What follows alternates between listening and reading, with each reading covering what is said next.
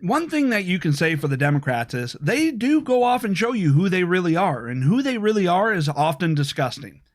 I was going through and, taking a look at a lot of videos, trying to figure out, what I'm going to do for my podcast, the audio show. Go ahead, check it out, download it. And I was researching and I came across this particular video on the Hill's YouTube channel with Hill TV. Now, these people are horrible leftists.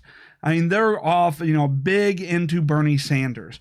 But some of the things that they say even surprises me. And it really sends chills down my spine over how scary it is, what it is that they're promoting, and the fact that they actually believe it. And this is getting to about wealth redistribution here. So let me go ahead and take a look at the clip with you, and then we can go ahead and unpack this. The entire economy is on the line. You need them a lot more than they need you at this point. Right. I mean, and that's really what it fundamentally comes down to, which is that Amazon is going to be a joke if they're not going to be able to fulfill orders. That's like the core of their business. Just pay these people what they need. Right. And I mean, and it's obvious that they have the money and they're focusing all this drive, and they don't understand, which I think we do. The longer you let this stuff go on, and if you if you fire the guy, quash strikes, all of that, if you don't give in to some of this stuff, you are going to be setting the ground for the government to actually come in and redistribute some of their wealth.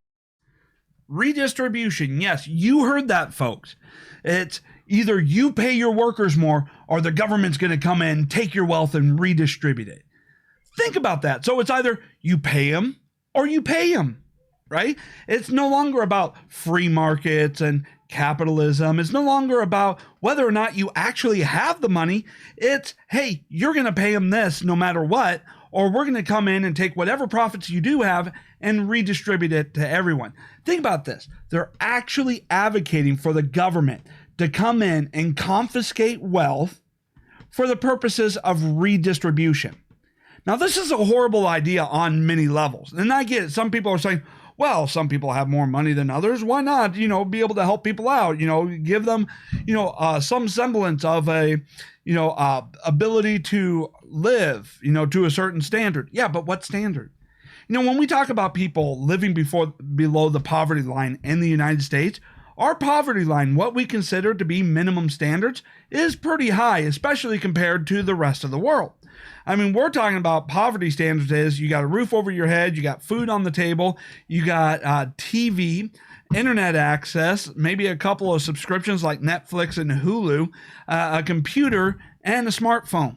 That's poverty in the United States. Hey, everywhere else in the world, that's luxury living, right?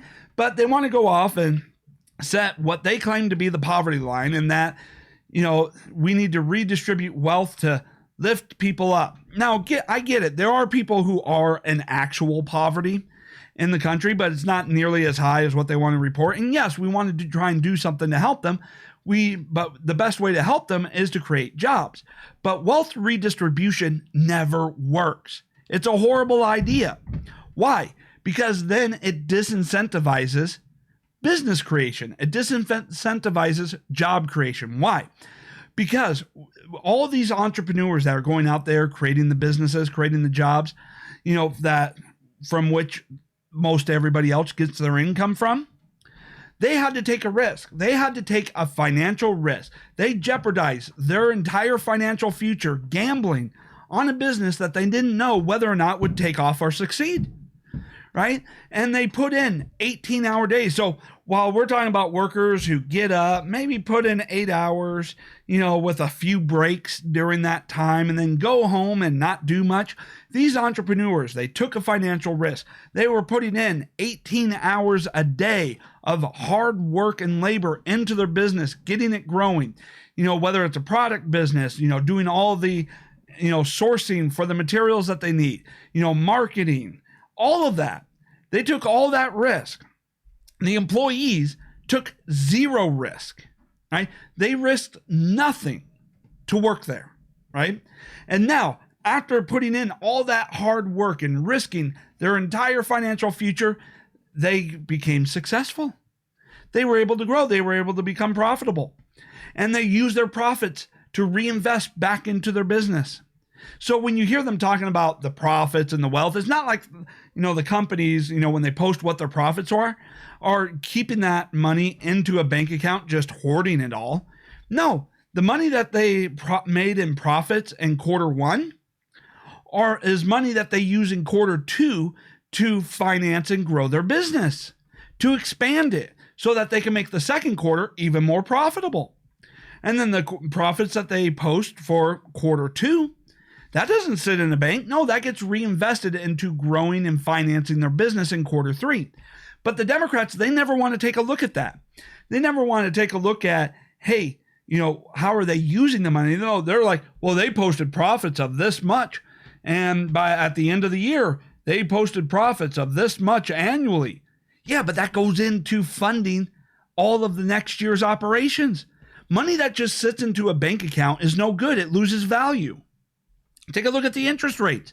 We got interest rates that are below 1%, and yet we got inflation that is equaling 2 or 3%. So if you just have money sitting in a bank account, not doing anything, you're losing purchasing power because it's being eroded by inflation. So they have to, in order to grow their money, invest it back into the business. Now, let's say they don't actually have anything to invest in, right? They don't have any new expansions going on, and demand is not increasing, so they're not hiring. What do? They take that money and they invest it in other companies, right? So those companies will have the capital to be able to grow their business. And the money that they earn in interest and increased stock value goes towards their company's profits, yes. But, the money goes towards financing other companies who are expanding, not direct competitors, but people in non-related industries.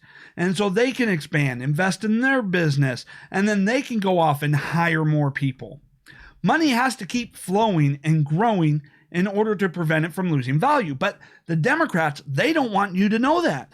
They don't want you to know how business operates, because they want you to think that these businesses are just piling up cashes in a bank account, not doing anything with it except for just growing their own bank accounts for no reason other than to grow it some more.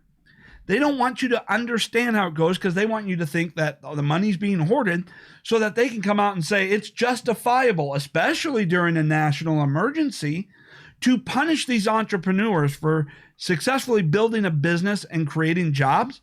And now we must take away all of that, profits that they are making and redistribute it so that they can never grow beyond where they are right now. Think about that. If you do wealth redistribution, the business will never be able to grow beyond where it is right now, because it won't have any money to expand or grow. But they want you to think that, that's fair. They shouldn't be hoarding all that money. The scam is they're not hoarding the money. Do you understand how all of this actually works? And the fact that they are actively advocating for government confiscation of wealth. Now, let's take a look at what that would actually do to the economy if they implemented that, right? If the government came in and took the wealth. Well, that means other people who have been thinking about starting their own business venture would take a look at this and go, let me get this straight. I take all of the risks. I work twice as much every single day as any employee. And my best reward or outcome is, if I'm successful, the government comes and takes my profit and redistributes it to people who did nothing. But if I fail, there's no bailout for me. If I fail, I assume all the financial risks and bankruptcy. So why would I take that risk? Why would I go out there and build a successful business and risk everything, my family's financial future, when at the end, all that's going to happen is the government's going to swoop in and take everything out from under me? And without people going out there and creating businesses and innovating in the economy, how do you think we're going to grow the economy and grow the number of available jobs to deal with the increase in population? Now, I get it that, the baby boomers, old people pass away every day as new people are born. But you also got to remember that we have immigration going on at the same time. And when you take a look at it, decade over decade, every census shows a population growth, whether that's through birth or through immigration. How are we going to be able to keep that up if nobody wants to create a business because the government is always just going to come in and take away the wealth anyways? Think about this for a moment. Once you go through and analyze what the Democrats advocate for, and then you analyze the second, third, and fourth order effect, you realize why left-wing politics, the democratic socialism model or communism model or however they want to brand it these days, you now understand why it fails in every country it's ever been tried, and why instead of ushering in a utopia, all it does is brings in pain, suffering, starvation, and death.